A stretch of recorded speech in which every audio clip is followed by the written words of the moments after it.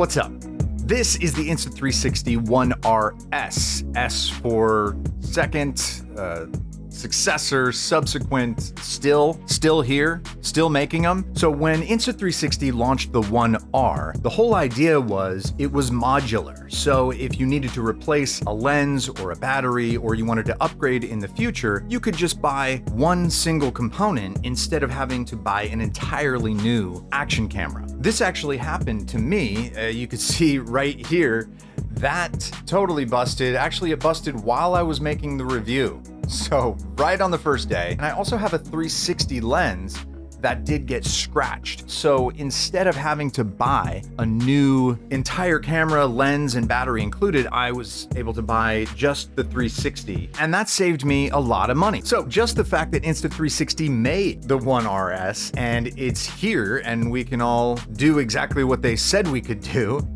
great work. I got sent this version from Insta360 a couple of months late. And hey, while I was making this video, Insta360 came out with another component for the whole ecosystem, which is their new 6K 360 camera. It's got dual 1-inch sensors and a Leica lens. So this is just another way that they're adding to this ecosystem. Very, very cool. I hope to get this. I did not get a pre-launch version, obviously. Insta360, if you're listening, I highly recommend that you help me help you by giving me these. If you're gonna give them to me, I mean, why wait 2 months to hook me up pre-launch and put me on a level playing field with the Peter McKinnons and the Jesse Driftwoods and the Potato Jets. I mean, they've already got way more subscribers than me, but if I can launch my video same day, I got a shot at competing. So, but anyway, I appreciate the free camera. So if it's 2 months late or nothing, let's just keep it 2 months late. Cool. Back to the video. So not only did Insta360 come through and make a camera that's backwards compatible, they also did a pretty good job making this thing better. So what exactly is new with the One RS?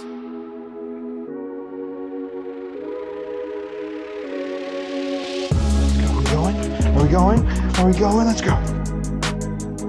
So I brought the One RS on a couple of my recent little adventures, and I have to say it performed really well. The new 4K boost lens now includes an active HDR mode and a 6K widescreen mode.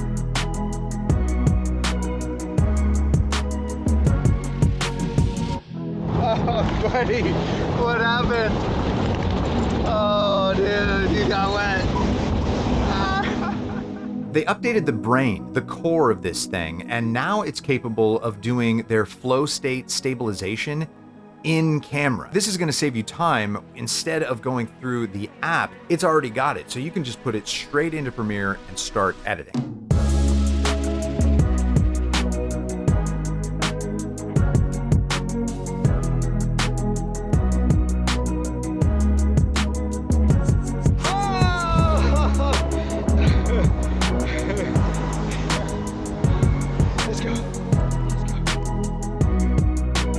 The new brain also has a pretty slick zoom in, zoom out feature. So you just scroll your thumb up and down. It's a lot like your iPhone's camera zoom in, zoom out feature. Here's a couple of shots to compare. On the left, I zoomed in post, and on the right, it's the in-camera zoom. I think it's pretty clear the in-camera zoom is much, much sharper.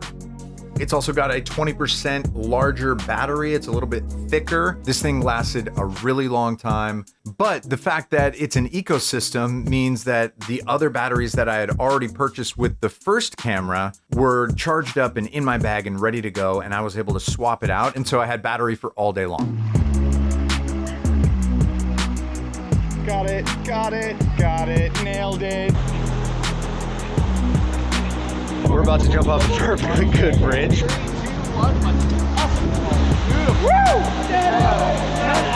With the other case, when you wanted to get this out, you had to open it, take off the front. If you wanted to put this lens on, you can't get it in there. It's not gonna fit. So you had to like unscrew the lens and then screw the lens on, and every time you want to switch it, you're gonna have to do something like that. With the new camera, you just hit this button right there, it pops out, you just slide it out, and you can put the new one in, you're ready to shoot.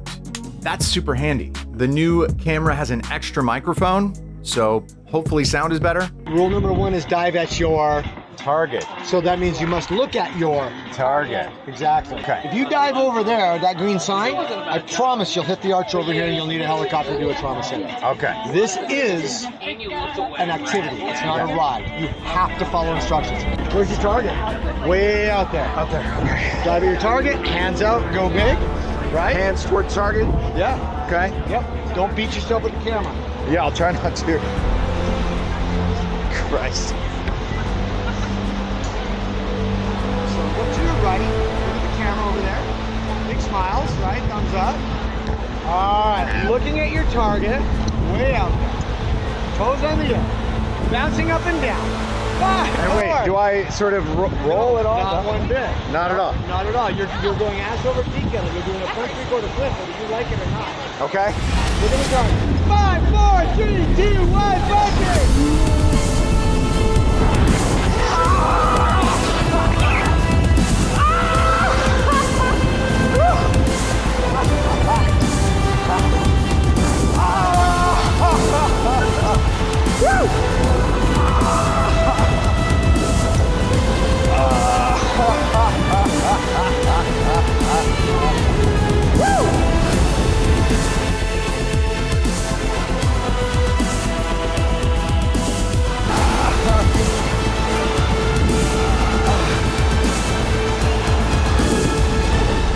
Oh God.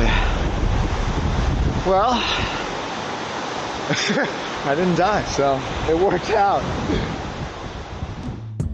Okay, now for some criticism. First off, the biggest thing with these is I just do not trust them underwater. I don't want to submerge them. The connectors are exposed. I mean, they say it's good up to 16 feet, but I mean, you just pop them together and then they pop apart, and I don't trust it. You can get a waterproof case, and so that's an easy fix, but I do appreciate other action cameras that do make me feel completely comfortable taking them underwater. GoPros in particular. One other thing, one of my cores screen just stopped working. It still works to record video, so if I connect it to the app, I can see the video and I can record, and everything works fine if I connect it to the app. But the problem with the app, especially with these Insta360 cameras, is it drains the battery just incredibly fast. Incredibly fast. Also, it's nice that you can import optical flow videos straight into Premiere.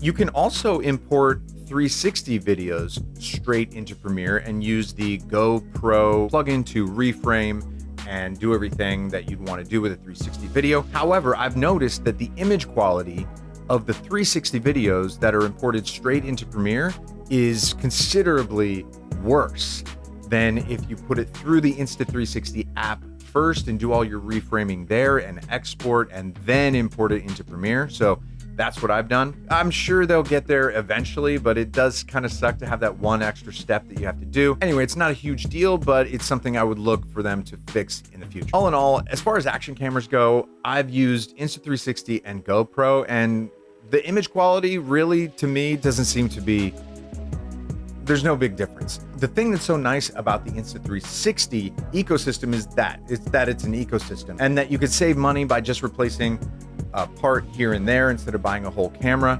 And the nice thing about a GoPro is that you feel more comfortable taking it underwater. For me, the choice is clear. I'm going with the Insta360, and I'll just get an underwater case when I want to do that. Plus the fact that they're continuing to upgrade the ecosystem with the addition of the 1-inch 360 camera that just came out. I'm a fan. Anyway, there's a link down in the description if you want to support the channel and purchase one of these using my link. That'd be great. Yeah, that's it. So if you want to leave me a comment, let me know which action camera you like, and subscribe if you haven't.